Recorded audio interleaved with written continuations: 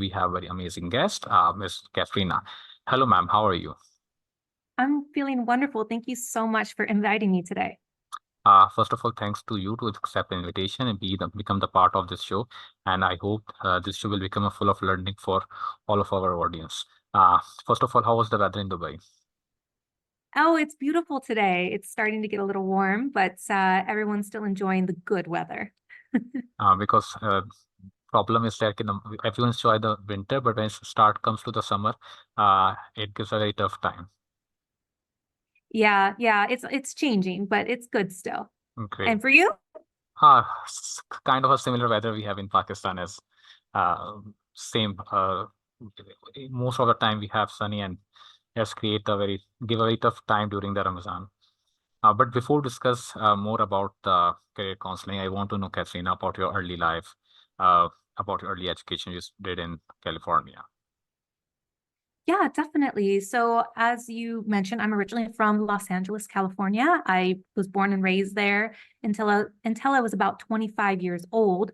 And then I pretty much grew up in a single parent household. I kind of was one of those kids that kind of had to figure things out on her own because I didn't really have parental guidance. I didn't really have anyone to look after my daily whereabouts. So I kind of just figured life out as it came. And I went to college just like everybody else. I ended up getting a master's degree in counseling because I kind of fell into counseling, which we'll talk about in a second. But I just kind of had a very run-of-the-mill life, but I always believed that my life was meant for something bigger. And I always had big dreams, big goals, and I just didn't know how to reach for them. Nobody was there to give me that Hmm. guidance. So at that point you decided to opt for the become a career counselor in your life? Well, How when I is it difficult to choose for that field? Because when you are giving guidance to the young generation or to the young students, what opt. So at that time when you were in that phase, so how was difficult or easy to choose this field? So I didn't really know what I wanted to do. I know I liked creative stuff, so I went into film initially. So I thought I wanted to become a producer, director, something like this. However, life had its ups and downs, and I was not confident growing up in school. I definitely was not the top student. I was a very average B plus, 3.0, 3.4 GPA kind of kid. And if you know what that is in the American system, that's pretty average grades. So my confidence was just very mediocre. As I said, I didn't really have anybody to show me the way. I didn't have a mentor. I didn't have role model parents to say, this is what you should aspire to do. So I kind of just figured it out with what I liked. And I went and applied for a bachelor's degree in pre-film because I Great. had done a couple work experiences in that. Yeah. Yeah. And so once I got to college, I realized this is too competitive. Again, my confidence really was not there. It was very shaky. So I thought, okay, let me go into broadcast journalism instead, and maybe that would be less competitive. So I decided I'd go into broadcast journalism. I went into corporate America a little bit. I went into radio a little bit. But what I realized there is, again, it wasn't real. I didn't have that fire, I didn't have that Hmm. love for what I was doing. And while I was a student in my undergraduate journey, I was about to become a third year, and I came across a job opportunity to become a college advisor aide. So they were looking for part-time college students to help other high school students apply to college and, go on and figure out their life. So I applied, I got the job, and essentially I never looked back since. I used to just love waking up in the morning, going to work, and becoming a college advisor, a career advisor was not something I ever thought I wanted to do. I didn't even know that was a job. And Yes, so yes, yes. uh, I just kind of fell into it. And I was encouraged by the students I worked with to become a counselor. I was encouraged by previous colleagues. I was encouraged by mentors. And because I was one of those very few students who got the opportunity to also Hmm. study abroad, I studied abroad in Italy for a summer. Great. I was like, wow, like everybody needs to study abroad. This is amazing. And so I wanted to infuse that love for career counseling and study abroad, but I didn't know how to make that happen. And so, with that being said, I decided I'm going to go into international education. I don't really know what that looks like. I'm going to help other students study abroad. And Hmm. I just held that vision so close. I didn't know how this would materialize. And as I lived in Los Angeles, I knew that that's not where I was meant to stay. I knew I was meant to go work abroad somewhere. And as fate may have it, I ended up in Dubai. And now I've been in Dubai for nearly 11 years, and I am doing just When what were you landed in Dubai? I'm sorry. When you were landed in Dubai? When did I land in Dubai? In Ah, 2013. 2030. Great. It's a long time here now. Yeah, yeah. And so now I'm doing exactly what I set out to do. I work in a robust, diverse international school. I Yes, work with yes, over yes. 100 different nationalities. I'm helping students literally travel and study all over the world. I also mentor other counselors. It's like the dream come true for me. Again, the good point is that about Dubai is that you'll find people from different countries, from different backgrounds, and great kind of talent on which you are working, on which together you're working. Exactly, exactly. It's such a dynamic place to one live because you meet people from all different backgrounds, different cultures, upbringings, worldviews. It's incredible the learning you get just by being in a city like Dubai. Yes. Then let alone the professional development that it also gives you and the professional etiquette that it gives you as well when you're working with the students and families, especially in education. So can you just move more towards the topic? Uh, Even you have seen that the AI and the number of AI applications easily access and you can put our problems and get different kind of solutions, even in the presence of very advanced technology. What problems or challenge you observed that still students are facing? So AI can give you the quick fix answer about, where they should apply. Again, AI can only go so far because of its programming. However, what people need is human connection. So counselors give that empathy, that connection, that realness that people deeply crave. I mean, we're human at the end of the day, so we all desire connection with one another. So that is Hmm. why a counselor is so critical in someone's life, no matter what age that they are at or what they are seeking. A coach, a counselor, a guide, that human connection can never really be replaced 100% by AI. Yes, yes, yes. That's so true. Again, we have number of programs like IGCSE, O-level, IB program. And then after that, we have to choose for the high school, college, or university. So, what problems students facing and how do you tackle them? Yeah, so students are always worried about, am I going to get in? They're always plagued with fear, right? Yes, yes, So, yes. and that blocks them from seeing the possibilities of what is actually out there. So my job, and this is what I preach, this is kind of like what I say to all of my students, is that my job is to make this so easy, so simple. It's not scary.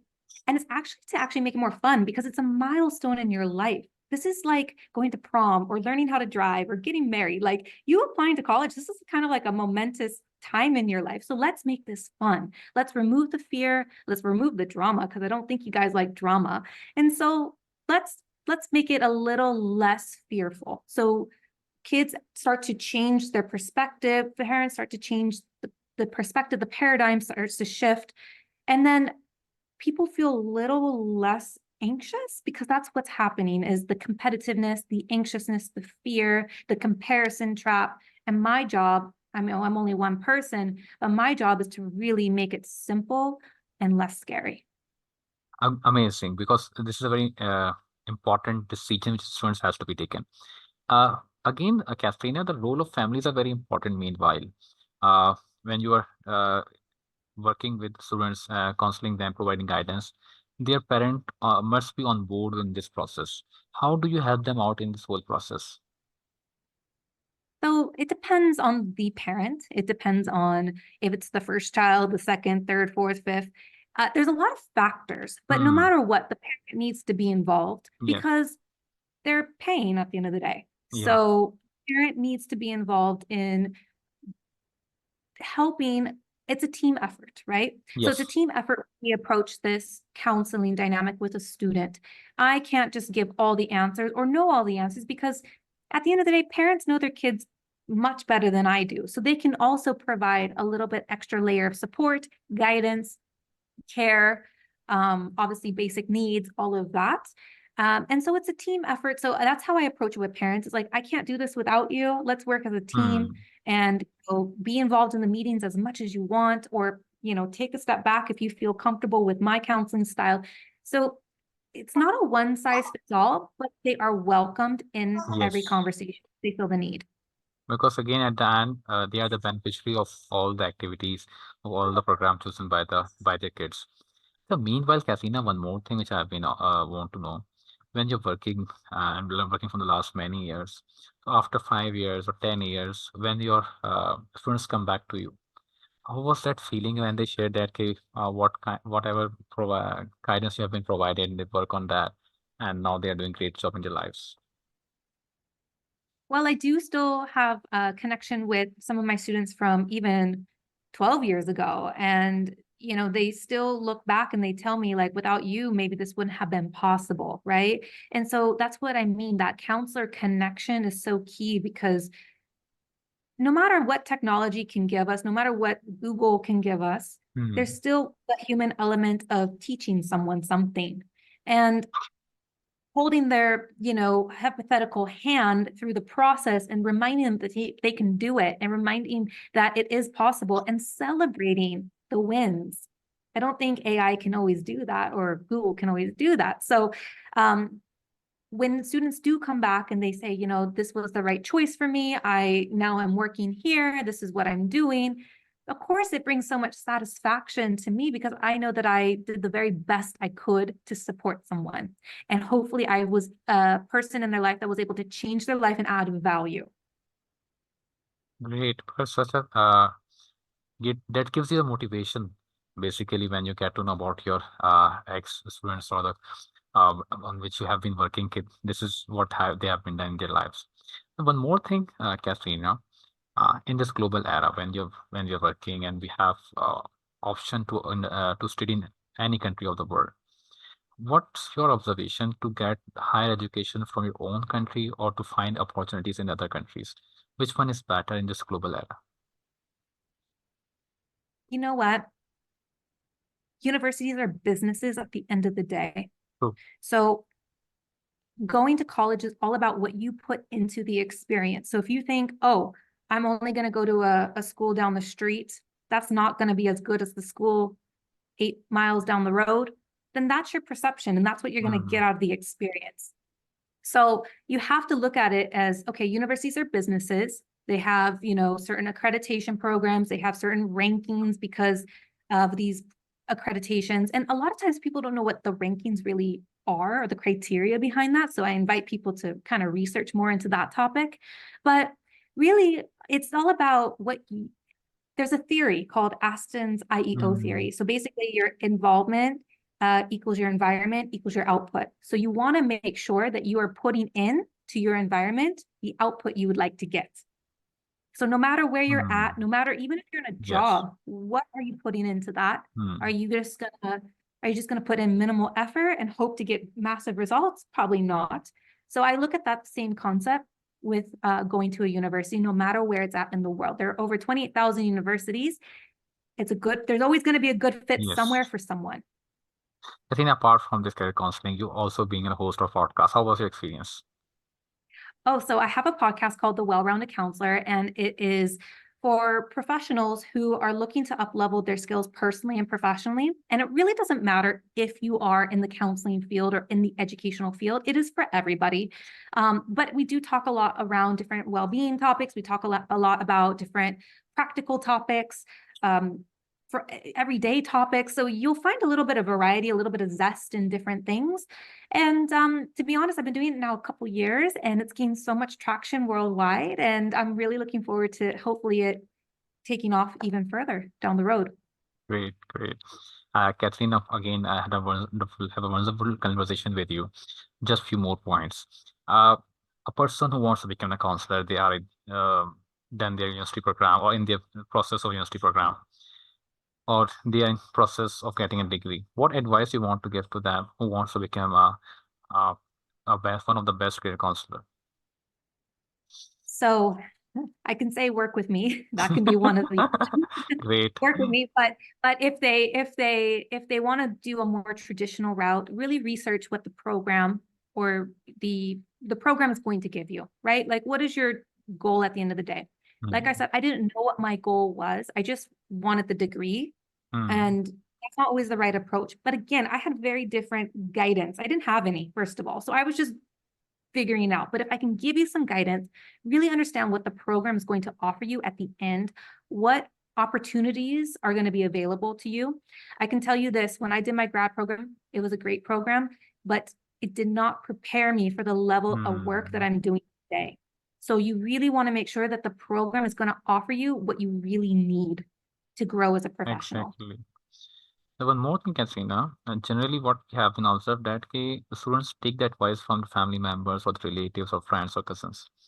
How much is it important for students to take advice from professionals like you instead of just I ask my friend, what are you doing? Or okay, you're studying this program, or shall I just interest I show in my interest in that program and I just start instead of what should we have to be done instead of just taking advice from friends and families, those who do not have the expertise in that particular domain, how can they approach to the professionals? While it is helpful to get, support from family and friends, I definitely think that there's some merit in that. However, sometimes it clouds somebody's judgment, people's opinions. So when family and friends give advice, it's not always factual, it's more opinionated. And then that's not really going to help you because it's not fact. So Hmm. I always say it's best to go to somebody who actually knows what they're talking about and kind of clear out the background noise from all of this chatter around you, and then make a more informed decision based off of practical steps, practical information. And I always say the best knowledge is to talk to the university themselves because Hmm. it's going to be the most relevant information. So if you have access to talk with somebody from an actual university, I would say that that is even like the notch that you should really be achieving for, is like that's going to alleviate so many stressors and fears and anxiety if you just talk to somebody. People are afraid to talk to people nowadays, so they hide behind a screen. But I want to invite people to actually be courageous, book a one-on-one call or set up a Zoom chat and Hmm. have an actual conversation to get your questions answered versus having opinions and oh, this was my experience, so this is going to Hmm. be your experience too. That's not the case. we're not Exactly. all we're not all copy paste of each other. So I Hmm. really want to invite people to really think about, who they're going to for support, and does it actually benefit you. Exactly. Because everyone has your own journey and you cannot try to copy paste their uh, lines into your own journey. Again, in last, any advice which you want to give to the young students who want to do something in their life, but meanwhile, again, they do not have clear direction. I would say to them that you don't need to have it all figured out today. I didn't at their age. I was a 15, 16, 17-year-old one time in my life, and I still, don't have it all figured out even 20 years later. But I will tell you, as you go through life and as you go through your education and your career, you will start to uncover elements of yourself that is only going to make you a better human. It's only going to make you a better Hmm. person in society. And eventually your what's next will come about. You don't have to have it all figured out right now. Thank you so much, Katrina. Lovely conversation with you. I enjoyed a lot, and I hope so that all the students who are watching this episode, they will get benefit from it. Oh, no problem. Thank you for having me today. It was wonderful to discuss.